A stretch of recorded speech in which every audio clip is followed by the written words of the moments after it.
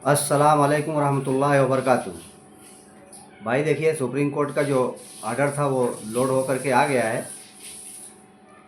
भाई देखिए, उसमें जो है जो बातें जो पहले बोली गई थी, सभी लोगों ने अपने अपने तरीके से बताया था। तकरीबन वही बातें जो पहले बताई गई थी उसको कुछ दोहरा के मतलब नहीं है, क्योंकि कुछ उस लोड में जो है जो ऑर्डर आया है उसमें कुछ यानी ऐसा नया नहीं है जो बताया जाए।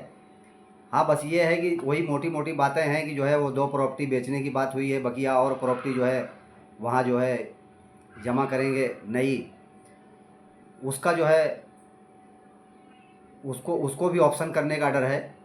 जो नई प्रॉपर्टी वहाँ पे जो है जमा होगी उसको भी ऑप्शन करने का है। देखिए वो प्रॉपर्टी कौन सी जमा होती है, उसने उसमें तो सुप्रीम कोर्ट ने कोई ऐसा कुछ दिया नहीं है कि हाँ ये प्रॉपर्टी देना है। इन लोगों को डिसाइड करना है कि हमें कौन सी प्रॉपर्टी देना है।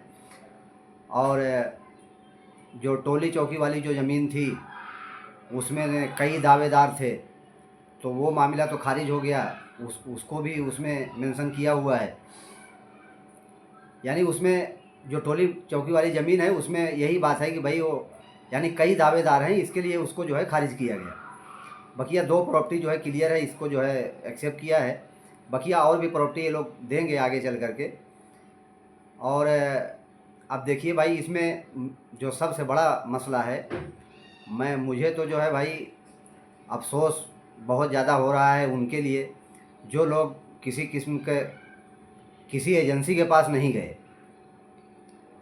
एसएफआईओ में लोग गए होते तो कितना अच्छा होता। देखिए उसमें जो नॉन कंप्लेनर हैं उनका तो कोई ज़िक्र ही नहीं है।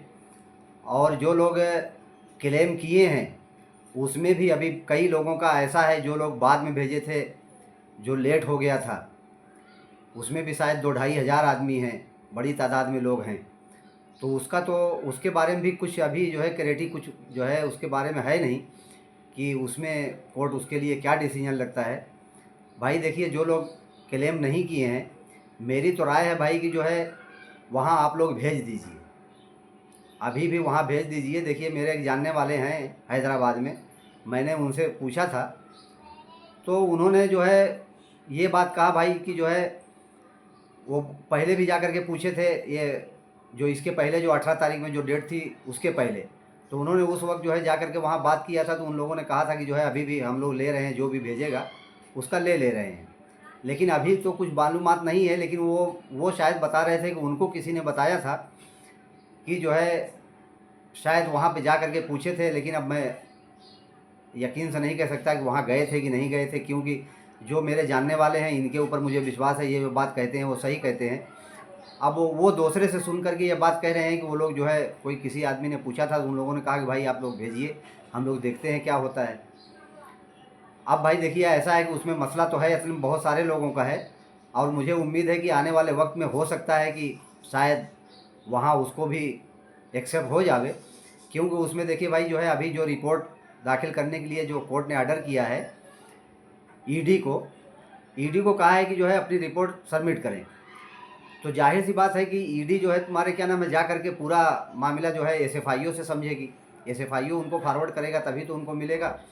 तो हो सकता है कि एसएफआईओ वहाँ जा करके उनको ये भी देवे कि ये इतने लोग अभी भी आए हुए हैं।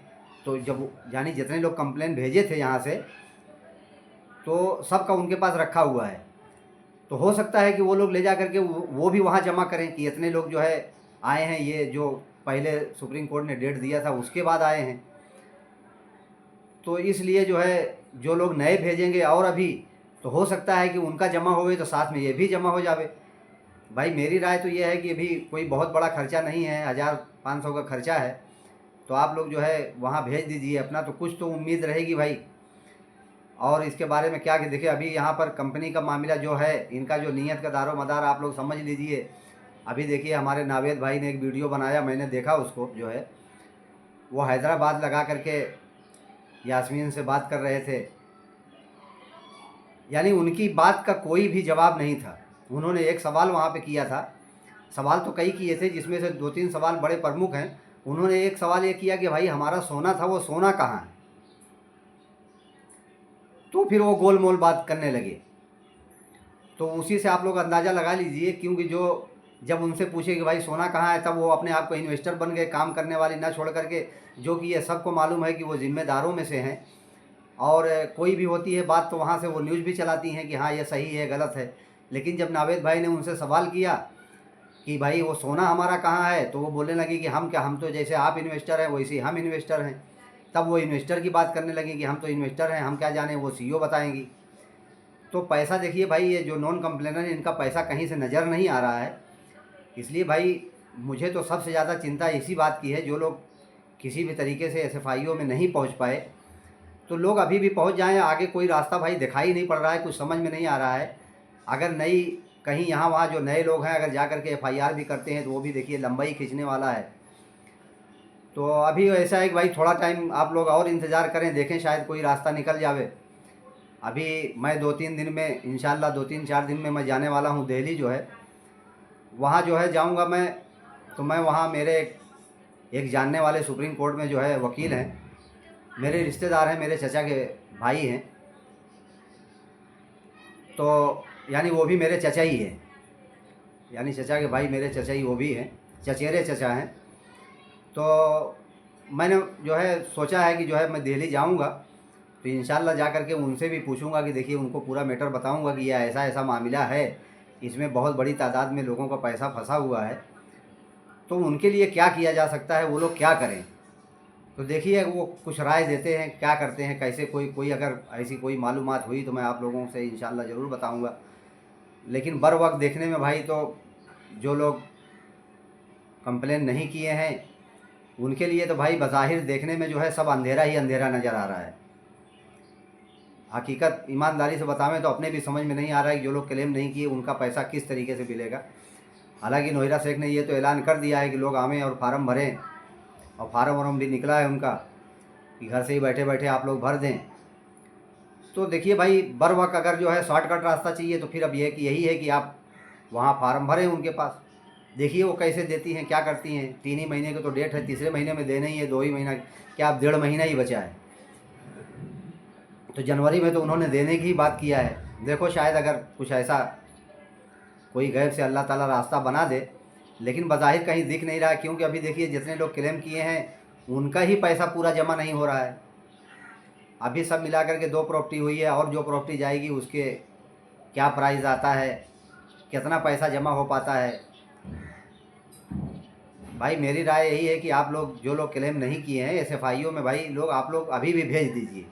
क्योंकि देखिए जब एसएफआईओ जो है, क्योंकि अभी ये तकरीबन देखा जाए तो नए सिरे से मामला थोड़ा शुरू हो गया, क्योंकि जब उनकी बेल रद्द हुई थी उस वक्त तो बिल्कुल क्लेमन के लिए भी बहुत लंबा प्रोसीजर हो जाता। लेकिन बहुत अच्छा हुआ कि नोहिरा शेख ने ही जो है दोबारा सुप्रीम कोर्ट से रुजू किया, उसमें जो है उनका भी फ़ायदा हुआ और क्लेमन का भी फ़ायदा हो गया। बहरहाल अल्लाह करे कि पैसा वो जमा कर दें और लोगों को पैसा मिल जावे। और आप लोग भी भेज दीजिए उसमें, जब भी आप लोग जाएंगे किसी भी अपने, मैं ये बात आप लोगों को पहले भी बताया अभी भी बता रहा हूँ कि भाई आपको कोई स्पेशल वकील के पास नहीं जाना है। आप अपने आपके घर के बाजू में जो जो वकील एग्रीमेंट घर का बनाते हैं वही लोग आपका जो है ये फार्म भर देंगे और जो है इसको आपको दे देंगे, और आप ले जा कर के जो है स्पीड स्पीड पोस्ट कर दीजिए। तो एक कुछ हो सकता है कि अगर वहाँ से कोई रास्ता बने, तो अगर वो एसएफआईओ जब लिस्ट सबकी सौंपेगी तो जाहिर सी बात है उसमें जितने लोग की उनके पास रहेगा वो लोग तो देंगे ज़रूर। अब सुप्रीम कोर्ट उसको एक्सेप्ट करता है कि नहीं एक्सेप्ट करता है वो बात की बात है। मेरा तो भाई ऐसा मानना है कि हो सकता है कि वो जब सबकी एक्सेप्ट होगी तो ये तो सवाल नहीं है कि थोड़ा लेट सवेर की वजह से किसी का पैसा डूब जावे, ये तो सुप्रीम कोर्ट नहीं चाहेगी। तो एक्सेप्ट होने का उसमें पूरा पूरा चांस है। इसलिए जो लोग भेज चुके हैं उनका तो काम ख़त्म हो गया है, उनको तो बस खाली ये देखना है कि हमारा जब पूरी, पहले भी वो लोग दे चुके हैं कि जिसका नाम एड्रेस या कोई चीज़ कमी है तो उसका पूरा कर दें। और जो लोग नए भेजेंगे भाई देखिए अपने डॉक्यूमेंट सही तरीके से लगावें जो है, और उसको भेज दे भाई वहाँ। तो भाई ये आप लोग ज़रूर ये काम कर लीजिए, क्योंकि देखिए भाई जो लोग नहीं गए हैं सफाइयों में उनके लिए भाई कुछ रास्ता दिख नहीं रहा है। वैसे फिर भी मैं जा कर के वकील से समझूंगा, सुप्रीम कोर्ट के अच्छे वकील हैं, नामवर वकील हैं, अगर कुछ रहेगा तो मैं आप लोगों को इतला करूंगा। और मेरे भाई बहुत लोग, हमारे एक भाई कोई हैं वो कमेंट बॉक्स में बोलते भी रहते हैं कि आप लोगों को गुमराह कर रहे हो। भाई देखिए, मेरा गुमराह उमराह करने का किसी का कोई मकसद नहीं है भाई। अगर आपको कोई बात बुरी लग रही है, बस भाई देखिए, मैं भी पैसा लगाया हूँ, मुझे भी अपने पैसे का दर्द है। इसलिए मैं समझता हूँ कि भाई जितने लोगों को पैसा लगा है सबको अपने पैसे का दर्द होगा। इसीलिए मैं कोई बात बताना चाहता हूँ कि लोगों को किसी तरीके से पैसा निकल जावे। जो भी मुझे मालूमात है मैं उसको लोगों को बता देता हूँ। बकिया भाई आप लोग इसमें नाराज़ मत होइए। कोई आदमी, एक साहब ने हमसे पूछा था क्या आपका भी पैसा लगा है, तो मेरे भाई मैं आपको बता दूं कि मेरा भी पैसा लगा है। और एक भाई हमारे थे, उन्होंने भी ये सवाल किया था कि क्या आपने क्लेम किया है, आपने जो है एफआईआर किया है। तो भाई मेरे मैं बता दूं, मैंने कोई एफआईआर नहीं किया है। मैं जो है जब सुप्रीम कोर्ट का ऑर्डर निकला, क्योंकि मैं भी जैसे बहुत सारे लोग इंतज़ार कर रहे थे, मैं भी इंतज़ार में रह गया था। और मुझे एक खदशा था कि कहीं, क्योंकि नोएरा शेख जब भी कोई बात करती थी तो ऐसा लगता था कि बिल्कुल सही बोल रही हैं।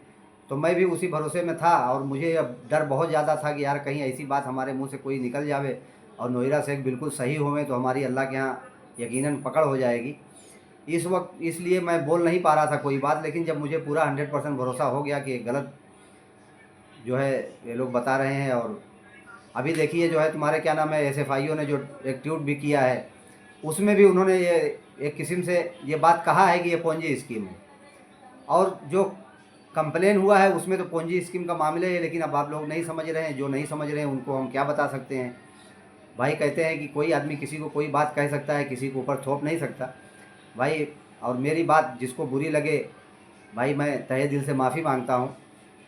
और हमारे एक भाई हैं, उनको एतराज़ है कि आप एक ही बात को 8-8 बार 10-10 बार बोलते हैं। भाई देखिए, हर आदमी के एक जहन होता है बोलने का, एक आदमी जैसा चाहता है वैसा बोलता है। अब अगर वर्ड टू वर्ड जो है तुम्हारे क्या नाम है, अभी मैं समझो कोर्ट का आर्डर है उसको पढ़ना शुरू करूं तो उसमें आधा पौना घंटा निकल जाएगा। तो ये मैं एक मोटी तरीके से मैं बात को बता देता हूं। अब उसमें भाई कोई बात बोलते बोलते इंसान भूल जाता है तो वही बात दोबारा दोहरा देता है, आप बुरा मत मानिए। मैं तो एक सही रास्ता बताने की कोशिश लोगों को कर रहा हूँ। भाई बोलने में मुझसे भी गलतियाँ हो सकती हैं, और अगर कोई बात ख़राब लगे तो भाई मैं आप लोगों से माफ़ी मांगता हूँ। ऐसी कोई बात नहीं है कि किसी के लिए किसी को कोई नुकसान पहुँचाना मेरा मकसद नहीं है। मैं तो यही चाहता हूँ कि भाई किसी भी तरीके से लोगों का पैसा निकले। भाई अब देखिए, जो चीज़ सामने नज़र आ रही थी अभी, नावेद भाई ने जो बात किया था हैदराबाद में यास्मीन जिद्दा से, उन्होंने, मैं ये बात बताना भूल गया, बहुत प्रमुख एक सवाल उनसे ये भी पूछा था कि बताइए कि जो है आप ये कह रही थी कि जो है 1 इंच ज़मीन नहीं बिकेगी, जो कि आपकी सारी ज़मीनें बिक रही हैं। तो उस पर भी उन्होंने वही एक बात कहा कि नहीं, हम तो सिर्फ काम करने वाले हैं, हम इसके बारे में नहीं। आप ये सवाल जा करके आप सीईओ से कर सकते हैं। तो मेरी चिंता भाई इसी लोगों के लिए है कि जो लोग नहीं किसी एजेंसी में गए उनका कैसे क्या होगा। तो ये यही है भाई बात। अब देखिए, मैं जैसा आप लोगों को बताया मैं दिल्ली जा रहा हूँ। मैं वकील साहब से बात करूँगा, अगर कुछ भी कोई भी रास्ता निकलने की कहीं से कोई उम्मीद होगी तो मैं इंशाल्लाह आप लोगों के साथ ज़रूर शेयर करूँगा। और मैं आप लोगों को क्या कहूँ, बहुत लोग कमेंट में कुछ अच्छा भी लोग कह रहे हैं, कुछ बुरा भी कह रहे हैं। बहरहाल लोगों के जहन को कोई नहीं बदल सकता। एक बात हर आदमी को अच्छी नहीं लगती, वही बात किसी को अच्छी लगती है तो किसी को ख़राब लगती है। भाई मैं तो यही चाहूँगा कि भाई जिसको भी बुरा लगे उससे मैं माफ़ी मांग लूँ।